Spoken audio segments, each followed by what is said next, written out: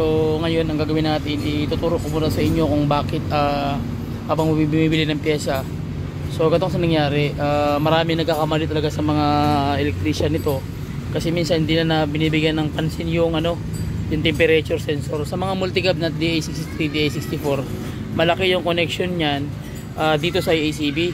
Bakit? Kasi meron yang sender na mula sa computer na 4.5 volts to 3 volts to 5 volts.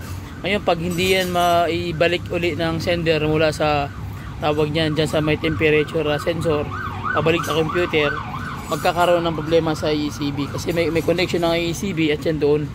Kumbaga yung ACB dito kasi ang nangyari, yung ACB niya wala siyang tubig. Pansin nyo sa mga throttle body, yung throttle body may mga tubig yan dito na tinatawag na ACB.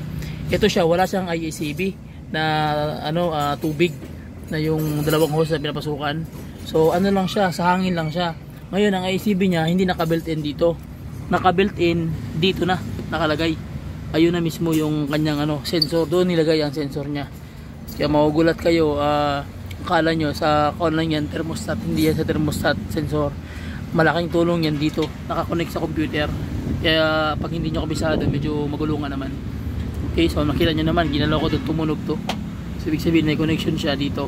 Yun po yung karamihan na problema. So ang gagawin natin, magpapalit kami ng temperature sensor na dapat gumagana yun para yung sender na 4.5 volts pumalo kay ECM, magkaroon siya ng signal at pag magkaroon siya ng signal, automatic yung RPM kukontrolin ng ECM yung buga ng accelerate. Para once na nag-open ang aircon, automatic magbibigay siya ng signal nga open muna kasi nga naka-open na siya. Okay, so yun ang mga basic pointers guys para at least alam nyo yung paano pag-troubleshoot, pag-diagnose. So man to man labanan, medyo mahirap nga lang pag hindi nyo kabisado yung electrical system. Okay, so sige, magbabili muna kami ng pyesa tapos babalik ako pagtapos na.